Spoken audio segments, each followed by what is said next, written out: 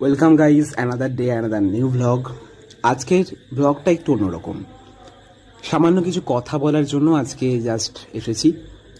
তো এগ্রিকালচার সম্বন্ধে অনেকেরই ধারণা রয়েছে যে এগ্রিকালচার যারা পড়ে, যারা শেখে, যারা এই কোর্সটা নেয়, তারা হয়তো শুধুমাত্র চাষবাস শেখে।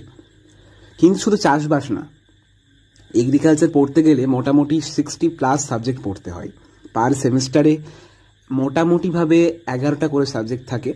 ইকোনমিক্স থেকে শুরু করে, আমাদের স্ট্যাটিস্টিক্স থেকে শুরু করে, ইংলিশ, তার সঙ্গে এগ্রিকালচারের সমস্ত, বলতে গেলে প্ল্যান্ট বায়োলজি, জেনেটিক্স, বায়োটেকনোলজি, এরকম হাজারটা সাবজেক্ট রয়েছে। সয়েল সায়েন্স, এরকম হাজারটা সাবজেক্ট রয়েছে। আর এগ্রিকালচার পড়তে গেলে কেমিস্ট্রি, ম্যাথস আর বায়োলজি এগুলো তো লাগবেই অবশ্যই। সায়েন্স ব্যাকগ্রাউন্ড ছাড়া এগ্রিকালচার পড়া যায় না। তাই যারা ভাবছেন যে এগ্রিকালচারদের হয়তো অনেকটা কমা, তো তারা কিন্তু খুব ভুল ভাবছেন। আমরা কিন্তু কোনো অংশেই ওই ইঞ্জিনিয়ার আর ডাক্তারদের থেকে কম যাই না, বরঞ্চ তাদের থেকে আমরা একটু বেশিই পড়ি। তো বেশি কথা না বাড়িয়ে এখানে আজকের ব্লগ শেষ করব। যারা এখনও সাবস্ক্রাইব করেননি, সাবস্ক্রাইবটা করে দেবেন। ভালো থাকবেন, ভালো রাখবেন। আজকের জন্য এইটুকুই।